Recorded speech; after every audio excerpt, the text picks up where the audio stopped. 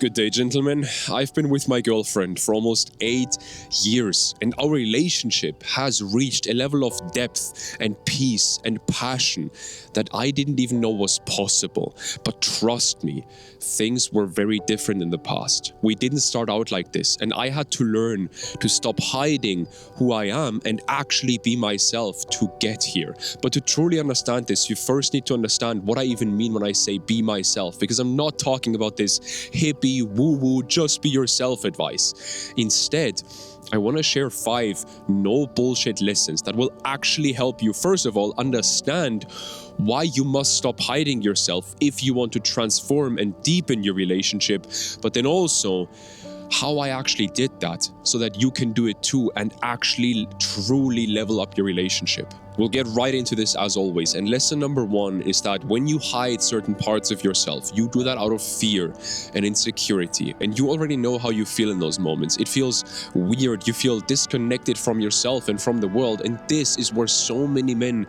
lose themselves in a relationship. But it's not just that. Your woman will also feel your lack of confidence and strength. Look, if you've been with her for at least a few months, then she knows you well enough to tell when you're hiding parts of yourself. And she sees the gap between who you truly are and who you're pretending to be. And it makes her lose trust in you. Why? Well, it's very simple, because if you're hiding parts of yourself, that simply means that you don't trust yourself enough to show who you are. And if you don't even trust yourself, how could she trust you? And when she loses trust in you, she will close herself off to you more and more. And maybe you've already experienced this. It starts with her kind of closing herself off emotionally, maybe not having those deep, intimate conversations with you anymore. Or maybe she closes herself off physically and sexually. And I'll go deeper into that sexual side of it in a bit here. But in whatever way she closes herself off to you, the truth is, if you disconnect from yourself by hiding who you are, she will also feel that disconnection. She cannot connect to a man and connect with a man that hides who he is, because that's not the man she signed up for. But most likely, she's not even closing herself off consciously. It just happens without her actively doing it. So let's go deeper into that in lesson number 2. Because like we already said, we all know this feeling of when we're not being true to ourselves. But what does that even mean? Being true to yourself, being yourself, like all this stuff people say, like who even are you? What even are you? And how can you be yourself? Let's dive into that. And understanding this will not only help you to not lose yourself in your relationship, but also to take this relationship to that level of depth and passion that you want. Because look, when people told me to just be myself, I hated this advice. Nice voice crack there, by the way, but I hated this advice. Why? Because I didn't like who I was. And that's actually a great sign, because if you don't like something about yourself, chances are that thing is not part of who you truly are. But I don't want to get too spiritual here, so we'll stay actionable, because at the end of the day, you weren't always afraid to show who you are. No one is afraid of that at birth. So it's obvious that something happened, or many things happened, that made you believe that when you show who you are, you'll get rejected, you'll be lonely, you'll feel pain, all that kind of stuff. Or maybe for you, your relationship started when your woman was interested in you because you showed who you truly are. But then something happened in the relationship that made you feel like you have to sacrifice the things that make you you to help the relationship survive. Some big event or many small events caused you to take away the things that make you you. And with that, you took away the man that she signed up for. I'll go deeper into this in lesson 2, but first you need to understand that people in general are attracted to realness, authenticity, to someone who has a deep passion, a deep enthusiasm for certain things and actually shows that as well. So no wonder she started closing herself off to you when you started hiding those things that make you you. For example, I met my girl through my friend group, and there I was myself, and that's what made her interested. But then when we started our relationship a couple months, couple years in, I more and more started changing myself into who I thought she wants me to be. And honestly, that just made her feel distant. and disconnected and sad. And thankfully, I realized that early enough and started doing something about it. And that leads me to lesson number 3, because the stuff that makes you you can be really weird stuff that no one else understands. As an example, you know me as the guy who talks about masculinity and relationships, who has owned multiple businesses, who was extremely skinny at one point and is now athletic and in really good shape. But that's just one side of me. I'm a very multidimensional person. For example, I am deeply interested in spirituality, or I have a fascination for nature, animals, plants, everything. I'm that weird guy who will pick up some random bug just to look at it, or when I'm mountain biking or something, I have to check every single creek that I bike by. That's not good English. Anyway, I have to check every single creek to see if there's fish in there, because I'm just fascinated about that stuff. And I could give you way more examples of stuff that I like that other people find weird, but the truth is, we are all very multidimensional, and yet we try to hide sides of ourselves that we were judged for in the past. As an example, I was bullied by 7 bigger and stronger guys for 8 years back in school, partly because I was that weird guy who would catch some bug or look into every single river when we were on a field trip in school. But both of my parents are biologists. I basically grew up in nature, fishing, hiking, just outdoor sports in general. And I had an experience with my girlfriend where she noticed that I was suppressing that side of myself, and she said something along the lines of, I might not have the same fascination for animals as you, but you like animals, and I like you. So please don't hide that side of yourself. Dude, that was so powerful for me, because it showed me that, first of all, she's just a good person, which is the most important quality in a partner anyway, but also it showed me that she wants me and not some version of myself where I pretend to be someone that I'm not. Or look at one of the clients I'm currently working with. He had this experience with his ex-girlfriend where she had this accident and she was in a coma in the hospital for 2 weeks. And I think in the last episode I actually accidentally said girlfriend instead of ex-girlfriend, in case you were confused about that, because I also mentioned his story there. But anyway, during that time, like any rational human, he just wanted to be by her side. He just wanted to care for her. And so he sacrificed other things that made him him. He sacrificed his friends. He didn't really pursue his passion for cars and drifting as much during that time. He didn't go to the gym much during that time.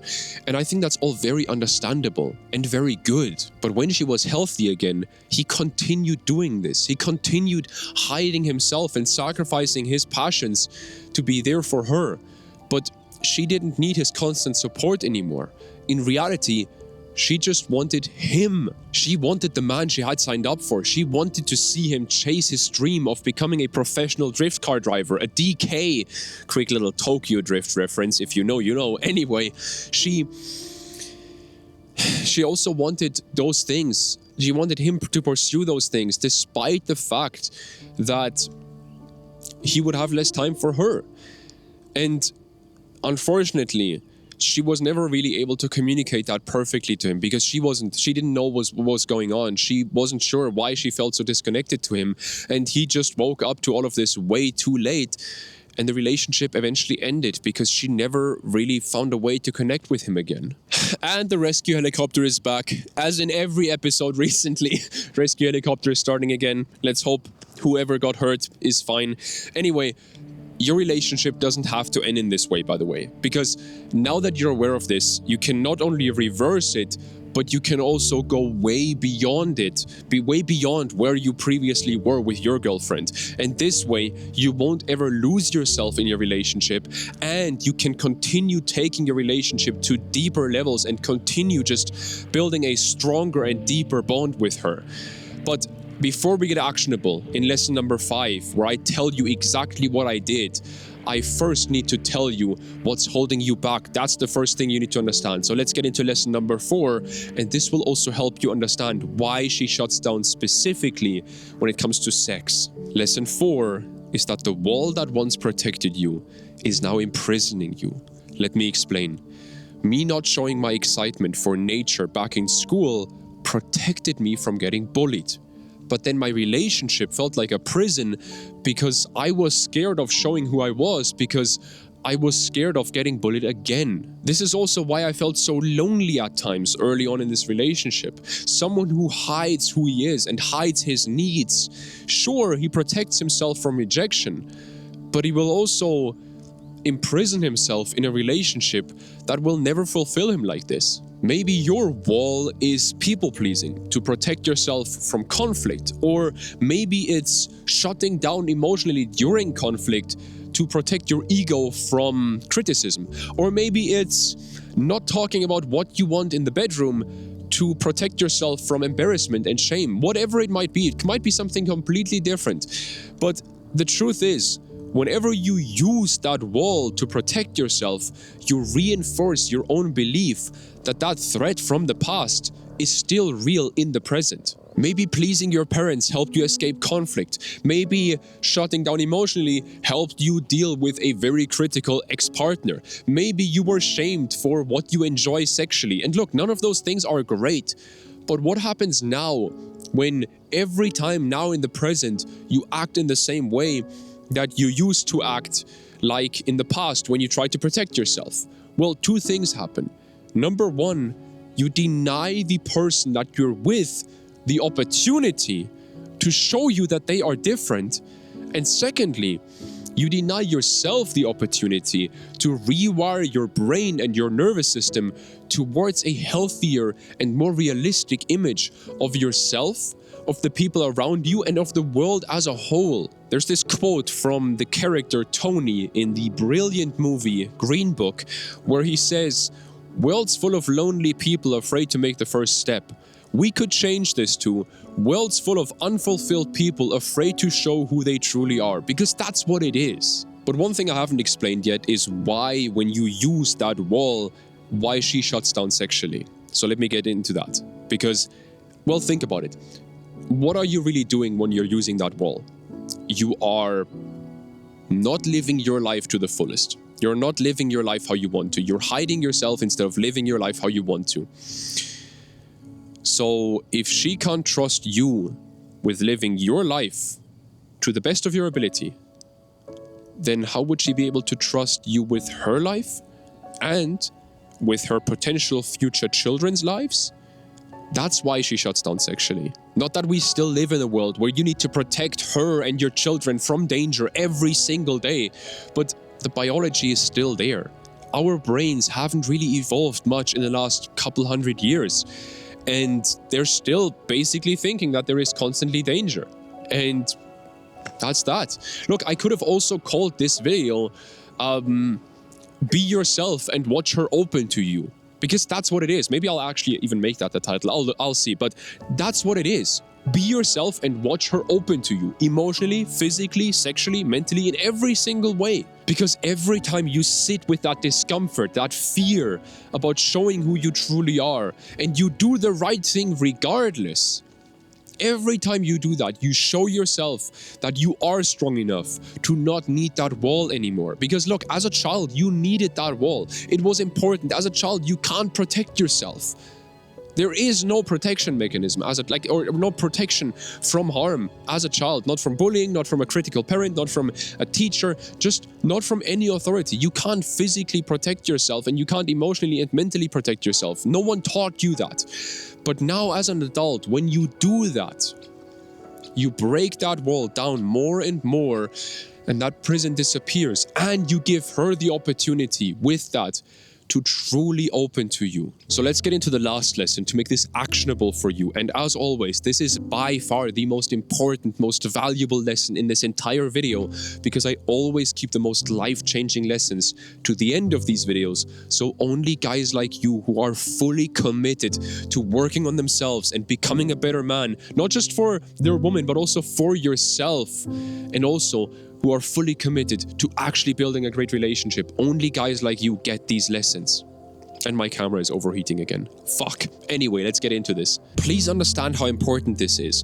What I'm about to tell you here helped me firstly build a relationship that continues getting more exciting, more passionate, more connected, even after almost 8 years together. And it's not showing any signs of stopping that anytime soon.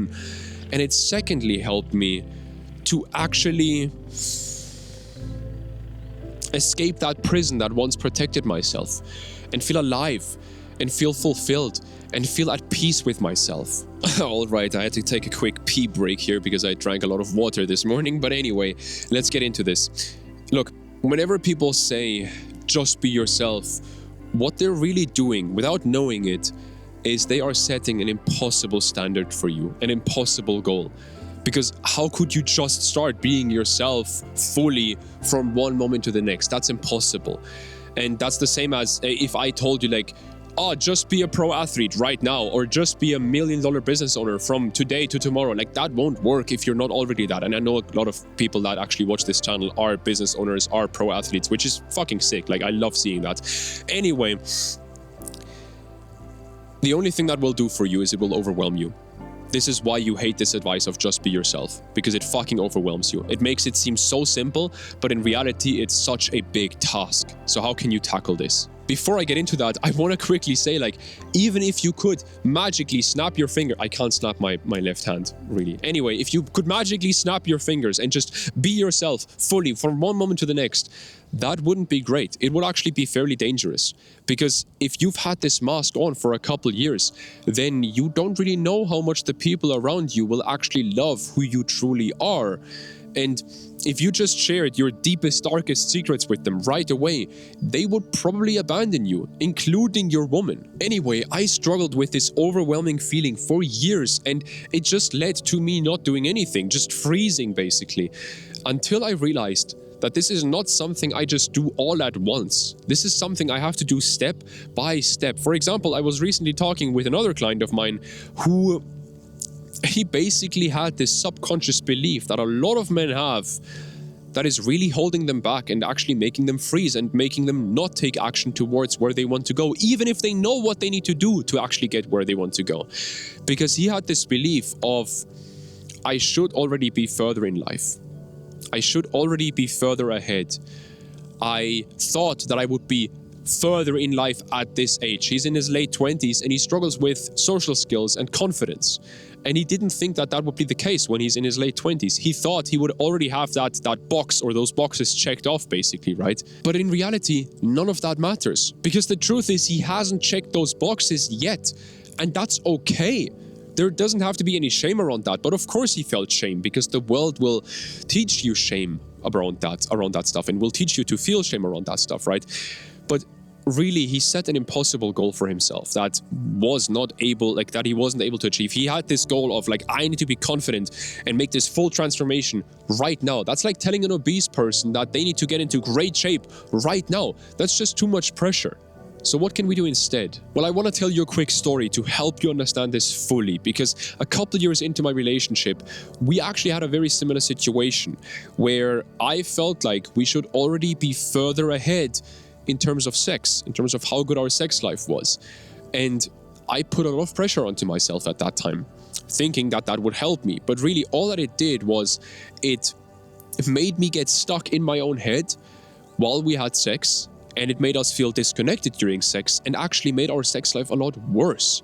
And so then one day I had this conversation with one of my mentors, one of the men that I really, really, really look up to, who has helped me in many different parts of my life. And I asked him this random question where I asked him, like, at what age did you feel like you had sex figured out?